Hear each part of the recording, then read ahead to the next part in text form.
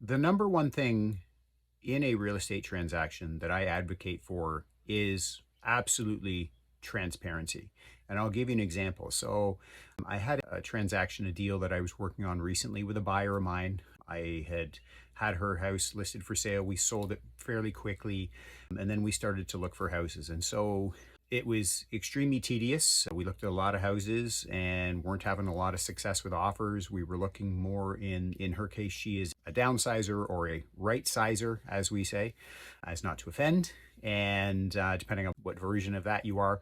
And so for her, looking in that more entry level part of the market, it was very highly competitive. And so we ended up grabbing a house that was previously listed for sale for a little bit, and then it was off market. So we actually went back to the listing agent because we'd seen it a couple times while it was on the market. We ended up going back to the listing agent while it was off market and submitted an offer. And our offer was accepted. It was conditional on home inspection. So we had a home inspector go in and they found a few things, three things. I won't name what those things are, but the home inspector uncovered three things that needed to be done. And I'm very specific when it comes to my clause writing. So clauses, if you don't note an offer, so offers are generally conditional for the most part, sometimes not, but they would be conditional on financing, home inspection, things like that, appraisal, and of course, all the rest of the clauses that follow that. But the main ones I'm talking about here are the conditions.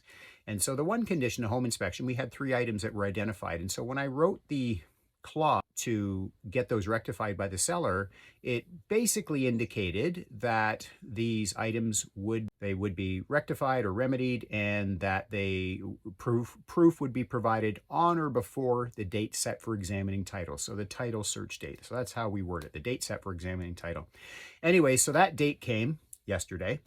And I give the agent a call in the morning and asked him, have these been completed and where can we go from there? I haven't seen an email. I haven't seen an invoice from a contractor that you use or whatever. And the agent was like, well, you can just go to the house and check it out.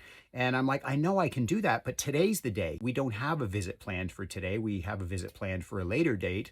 And so I need that proof, right? At the end of the day, we were very transparent in what we identified as issues we want to rectify and how we wanted them rectified and when we wanted them rectified by.